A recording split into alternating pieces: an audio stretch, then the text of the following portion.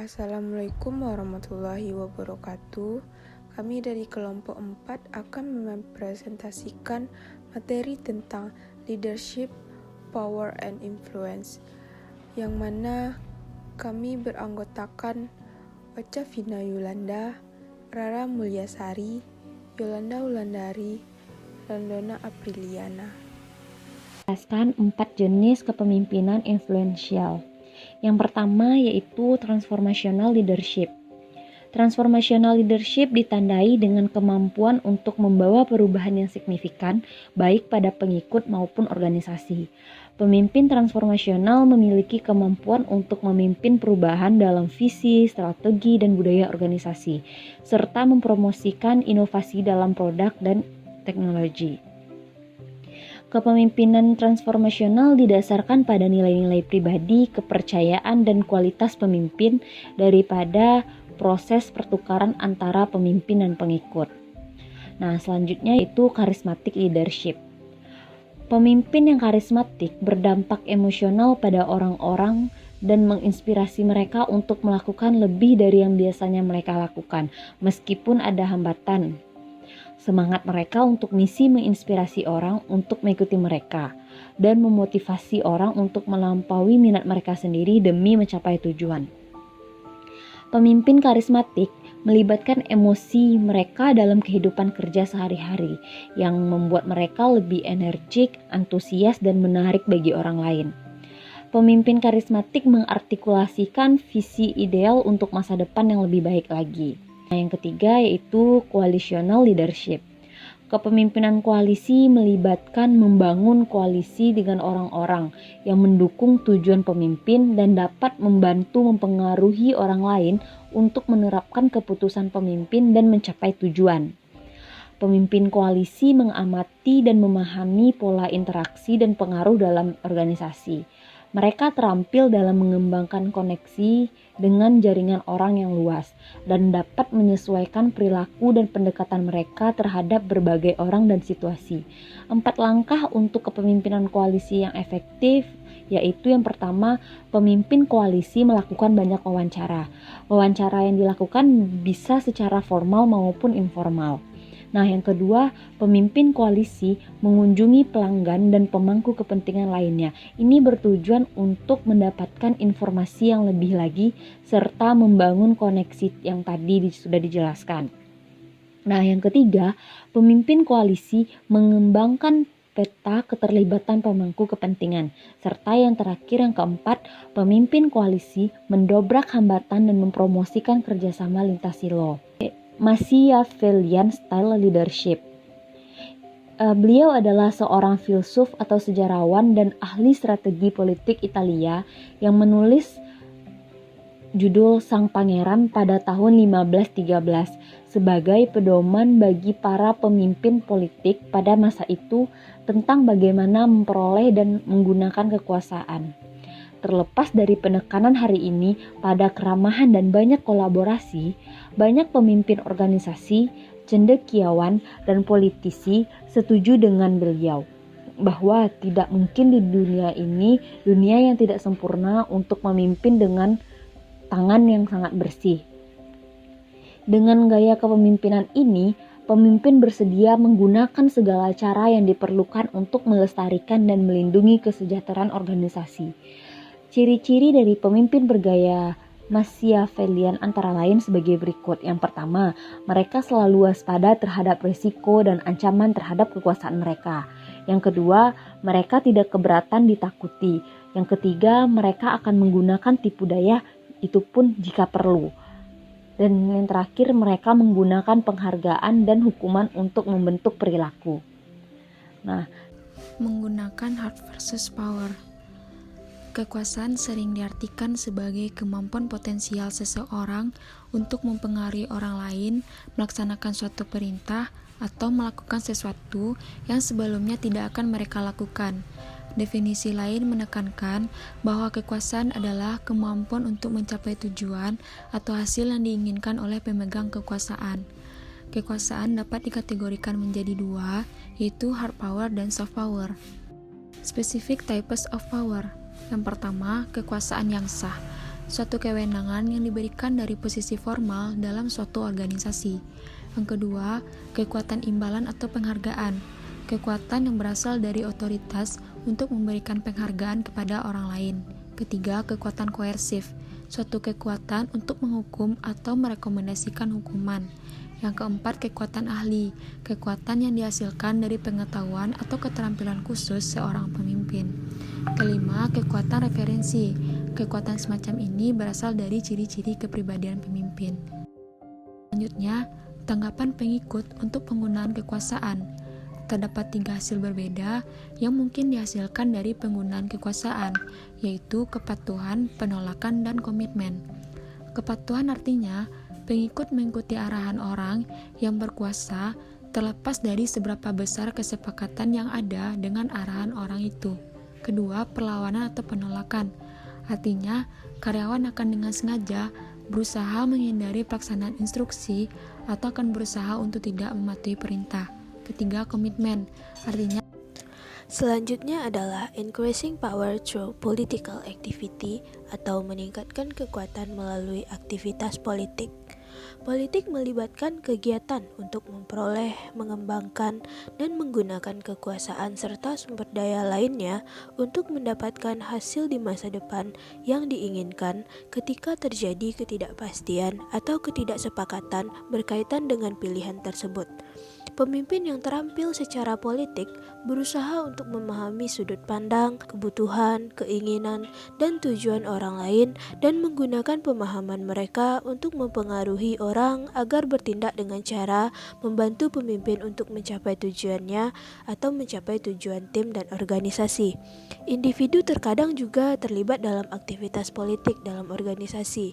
Meskipun beberapa orang memiliki pandangan negatif tentang politik, penggunaan perilaku politik yang tepat dapat memenuhi tujuan organisasi.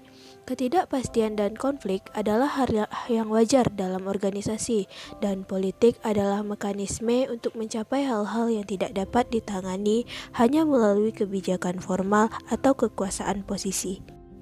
Leader Frames of Reference atau kerangka acuan pemimpin.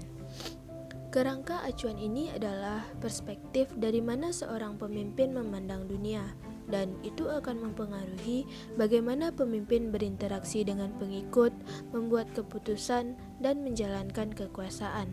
Terdapat 4 kerangka acuan pemimpin. Yang pertama adalah struktural. Pada kerangka ini, pemimpin memandang organisasi sebagai mesin, ekonomi, dan perencanaan untuk masa depan. Pemimpin lebih menekankan kepada tujuan, sistem, efisiensi, dan otoritas formal. Yang kedua adalah human resource. Pada kerangka ini, pemimpin memandang organisasi sebagai keluarga dan harus memiliki rasa kepemilikan satu sama lain. Pemimpin lebih menekankan kepada pemberdayaan manusia, hubungan, dan engagement. Yang ketiga adalah political. Pada kerangka ini, pemimpin memandang organisasi sebagai jungle, power, dan nantinya pemimpin memandang organisasi sebagai ladang konflik. Dan pada kerangka ini, pemimpin lebih menekankan kepada alokasi sumber daya, negosiasi, dan pembangunan koalisi. Yang keempat adalah simbolik. Pada kerangka ini, pemimpin memandang organisasi sebagai teater, dan pemimpin lebih mengedepankan nilai-nilai spiritual serta memanfaatkan mimpi-mimpi dari pengikutnya. Pada kerangka ini, pemimpin lebih menekankan kepada visi, budaya, dan nilai, serta inspirasi-inspirasi atau mimpi-mimpi yang akan diwujudkan dari pengikutnya. Berikut adalah penjelasan lanjutan berkaitan dengan leader frames of reference. Pada structural frame, para pemimpin mengupayakan untuk mengefisiensikan seperti mesin dan menghargai data serta analisis untuk pengambilan keputusan. Structural frame menekankan pada rencana, penetapan tujuan, dan mengklarifikasi ekspektasi sebagai cara untuk ketertiban, efisiensi, dan stabilitas organisasi. Pada human resource frame, pemimpin tidak hanya mengandalkan kekuatan posisi mereka untuk memberikan pengaruh. Sebaliknya, mereka berfokus pada hubungan dan seringkali memimpin melalui pemberdayaan dan keterlibatan.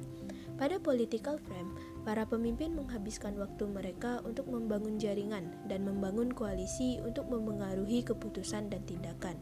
Political frame berusaha keras untuk membangun basis kekuatan dan mereka akan menggunakan posisi dan kekuatan pribadi untuk mencapai hasil yang diinginkan. Pada symbolic frame, daripada pemimpin hanya mengandalkan penggunaan kekuatan formal dan penggunaan taktik politik, para pemimpin akan fokus pada visi, budaya, dan nilai bersama untuk mempengaruhi orang lain. Political tactics for asserting leader influence atau taktik politik untuk menegaskan pengaruh pemimpin. Kekuatan seorang pemimpin tidak ada gunanya kecuali diterapkan untuk mempengaruhi orang lain, untuk menerapkan keputusan, memfasilitasi perubahan, dan mencapai tujuan yang membutuhkan keterampilan dan kemauan. Para pemimpin seringkali menggunakan kombinasi strategi pengaruh, dan orang yang menggunakan variasi taktik yang lebih luas biasanya dianggap memiliki kekuatan dan pengaruh yang lebih besar. Terdapat 6 taktik untuk menegaskan pengaruh pemimpin. Yang pertama yaitu appeal to a vision or higher purpose. Salah satu cara efektif untuk menarik orang baru membuat perubahan signifikan adalah membingkai permintaan dengan cara menekankan visi atau tujuan menuju perubahan yang lebih tinggi. Yang kedua adalah use rational persuasion. Mungkin taktik pengaruh yang paling sering digunakan adalah rational persuasion, yang berarti menggunakan fakta, data, dan argumen logis untuk meyakinkan orang lain bahwa ide yang diajukan adalah cara terbaik untuk menyelesaikan tugas atau mencapai tujuan yang diinginkan. Rational persuasion paling efektif ketika seorang pemimpin memiliki pengetahuan teknis dan keahlian yang terkait dengan masalah yang dihadapi, atau pemimpin juga memiliki kekuatan ahli terkait permasalahan tersebut. Yang ketiga adalah help people to like you. Ketika seorang pemimpin mendengarkan, menunjukkan perhatian terhadap apa yang diinginkan dan dibutuhkan orang lain, menemukan titik temu, dan menunjukkan rasa hormat serta memperlakukan orang dengan adil, maka orang lebih cenderung ingin membantu dan mendukung pemimpin dengan melakukan apa yang dia minta. Selain itu, kebanyakan orang akan menyukai seorang pemimpin yang membuat mereka merasa nyaman dengan dirinya sendiri. Yang keempat adalah rely on the rule of reciprocity. Cara utama untuk mengubah kekuasaan menjadi pengaruh adalah dengan membagikan apa yang pemimpin miliki, apakah itu waktu, sumber daya, layanan, atau dukungan emosional. Para pemimpin juga mendapatkan perilaku kooperatif dan berbagi mereka inginkan dari orang lain dengan terlebih dahulu mereka harus menunjukkannya dengan tindakan mereka sendiri. Yang kelima adalah develop allies. Hubungan timbal balik juga memainkan peran penting untuk mengembangkan jaringan dengan sekutu, yaitu orang-orang yang dapat membantu pemimpin mencapai tujuannya. Pemimpin dapat mempengaruhi orang lain dengan meluangkan waktu untuk berbicara dengan pengikut atau pemimpin lain di luar pertemuan formal untuk memahami kebutuhan dan kekhawatiran mereka, serta menjelaskan dan bagaimana sudut pandang pemimpin, sehingga pemimpin dapat mengetahui apa sudut pandang orang tentang mereka, dan orang juga akan mengetahui apa sudut pandang orang tersebut dengan pemimpin. Yang kelima adalah develop allies. Hubungan timbal balik juga memainkan peranan penting dalam mengembangkan jaringan dengan sekutu, yaitu orang-orang yang dapat membantu pemimpin untuk mencapai tujuannya. Pemimpin dapat mempengaruhi. Don't take power personally. Harry Truman pernah berkata bahwa kepemimpinan adalah kemampuan untuk membuat orang melakukan apa yang tidak diinginkan mereka melakukannya dan apa yang mereka sukai. Tentunya kepemimpinan ini adalah kesempatan untuk menggunakan kekuatan dan pengaruh untuk mencapai tujuan organisasi yang penting. Dan juga ada kekuatan juga dapat disalahgunakan. Ada banyak situasi lain dalam organisasi yang tidak begitu jelas dan juga para pemimpin terkadang mengalami kesulitan membedakan etika dari penggunaan kekuasaan dan politik yang tidak etis. Nah, ada beberapa kriteria yang dapat membantu tindakan etis. Yang pertama, yang terpenting adalah pertanyaan, apakah tindakan tersebut dimotivasi oleh kepentingan pribadi atau apakah tindakan tersebut konsisten dengan tujuan organisasi? Setelah pemimpin menjawab pertanyaan utama tersebut, selanjutnya ada pertanyaan lainnya yang dapat membantu menentukan apakah tindakan pengaruh potensial itu etis, termasuk apakah tindakan tersebut menghormati hak individu dan kelompok yang terpengaruh olehnya, apakah tindakan tersebut memenuhi standar keadilan, dan apakah tindakan tersebut pemimpin ingin orang lain berperilaku dengan cara yang sama.